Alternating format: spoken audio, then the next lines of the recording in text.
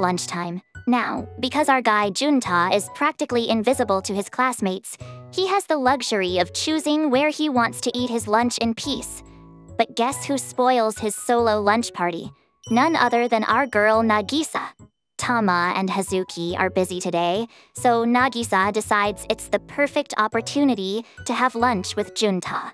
The second Junta opens his lunchbox, Nagisa's eyes are glued to the mini sausages he's got in there. She's like, "Why don't we swap our lunches? Just for fun." First up, they trade their egg rolls.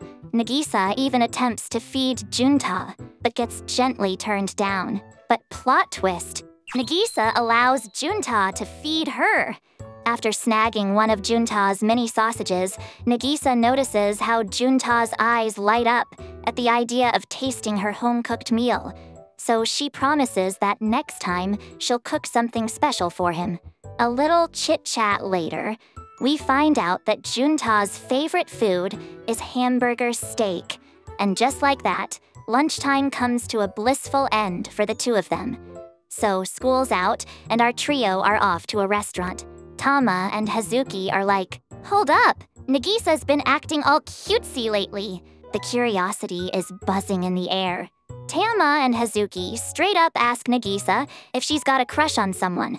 Nagisa plays it cool, no big reaction. But you know, friends, they don't give up that easily. Instead, they ask, "All right, forget crushes. Is there any guy you've been paying extra attention to?" OMG! Nagisa's cheeks turn the color of cherry blossoms. She actually says it's Junta. Tama and Hazuki's faces are priceless, total system overload. Tama jumps in with the skepticism, saying, "Junta, really? I mean, the guy's neither a hunk nor a genius, and he's pretty meh at sports. What's the appeal?" But Nagisa is not having it. She's shutting down any smack talk about her boy Junta. Hazuki and Tama can see that Nagisa's head over heels for Junta. She just doesn't realize it yet. The duo decide right then and there that they're gonna be the guardian angels of this budding romance. So Junta wakes up super early today, thinking he's gonna be the first one in class. Surprise! Nagisa is already there, jamming to some tunes with her earphones in. Junta's like, better not disturb her. But wait, Nagisa pulls off one earbud and offers it to him. Imagine, both of them sitting on the same chair, sharing a sweet moment of youthful nostalgia as they listen to the same song. The song ends, and you can practically feel the sparks in the air. Nagisa's curious about Junta's playlist now. He gets all shy because his playlist is filled with anime and game soundtracks. But for Nagisa, this is like a golden ticket to understand Junta better. They start listening to a track from Junta's favorite anime, Sword and Magic. And guess what? As soon as she gets home, Nagisa binge-watches the entire series. Akina takes one look at her and knows something's up. It's just too adorable for words. It's a day off. Usually, if Junta drops something, people find the object but can't actually see him. But something extraordinary happened today. Junta drops his handkerchief, and a little girl named Saki picks it up and actually returns it to him. Junta's mind is blown. Here comes the plot twist. Saki's older sister appears, and guess who it is? Nagisa's sister, Akina. And Akina's like, "Aren't you that guy who reads, mature content at the bookstore?" Oh. You can imagine Saki's instant judgment. It's at this moment Junta realizes that Akina is Nagisa's sister and Saki is her cousin. Akina goes on to say that Saki is basically a mini Nagisa. They even exchange contact info, and here comes the cherry on top. Akina sends Junta a childhood photos of Nagisa. Trust me, when Nagisa finds out, she's going to die of embarrassment. Final exam is near. Junta's mom warning him that if he doesn't ace his finals, she's confiscating his gaming console. So, with a heavy heart, Junta goes to the library to cram all by himself. But as he's wrestling with some problem he can't solve, guess who makes an entrance like the smartapants she is? She's rocking some frameless glasses, because apparently that's the universal sign for "I'm about to teach you stuff." And teach she does. Now, you might think Nagisa would take this chance to roast Junta, but no. Nagisa says she would never mock someone for trying hard at something they find challenging. She commits to tutoring him from the next day on. But the very next day, Junta's down with a fever and has to miss school. Well, turns out it affected someone else too. Our girl Nagisa. She feels like something is missing. She wants to text him, but she's like all of us, overthinking every single word. Finally, as the day ends, her friend Tama even tries to convince her to go visit Junta at his house. Instead, she decides to text, asking Junta if he'll be coming to school tomorrow. And just when Junta's about to reply, his buddy Seda grabs the phone and sends a sticker that says, "I really want to see you." Nagisa's like this close to confessing right then and there, but luckily, it all gets cleared up. But we all know Nagisa actually does want to see Junta. The tension. Now, Junta's all better and back in school, but wait, he's running late. And guess who he bumps into at the classroom door? Nagisa, and she looks like she's under the weather too. Instead of leaving her to go to the nurse's office alone, he decides to go with her. And get this, Nagisa rests her head on Junta's shoulder.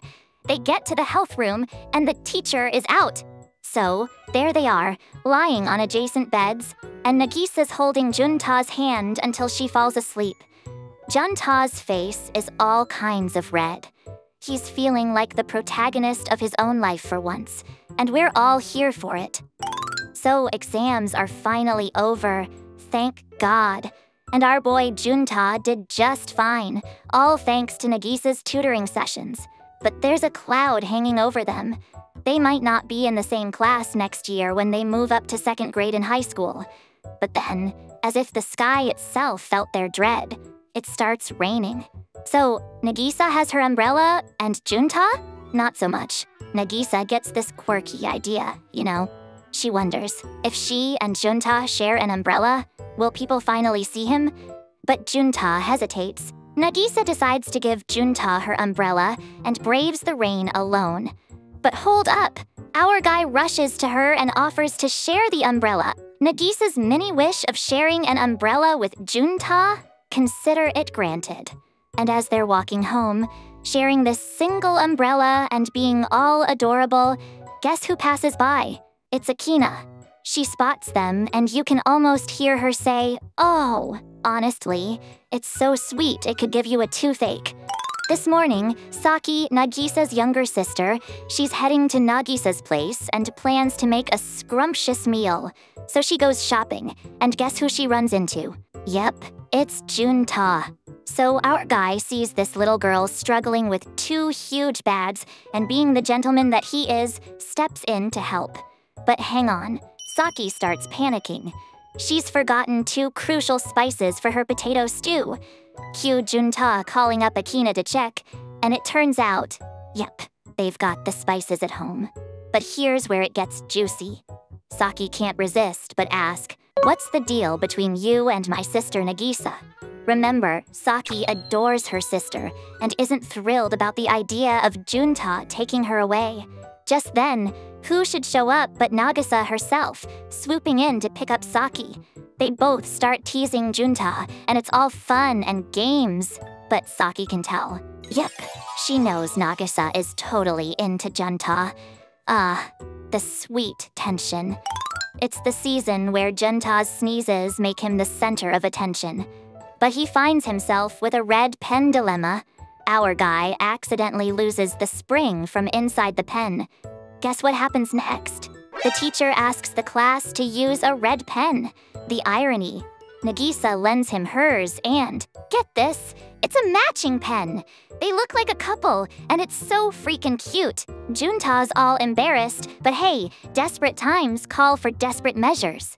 Saki is so happy today because she's going on a cherry blossom viewing spree with Akina and Nagisa tomorrow. Saki's been leveling up her cooking skills, so Akina asks her to help prepare some bento boxes for the occasion. But poor Nagisa. Girl can't cook to save her life, so she gets appointed as the official taste tester for them. Just as the trio heads to the supermarket for some bento box ingredients, they run into Junta and Seda, busy doing some errands for their mom. And y'all know Nagisa. She can't resist, but stick to Junta like glue. Okay, pause. Here's the twist no one saw coming. Seta is crushing on Saki. He even gifts her a beautiful stone that he treasures. Akina, ever the matchmaker, seizes the chance to invite Junta and Seta to the cherry blossom viewing. And guess what? They say yes. Nagisa, suddenly all pumped up, decides that she wants to cook too. We kick off the day with Nagisa's struggling, trying to cook Junta's favorite dish, hamburger steak. But she's so lost, she can't even handle an onion. Akina sends Saki to the rescue, but hold on, there's drama.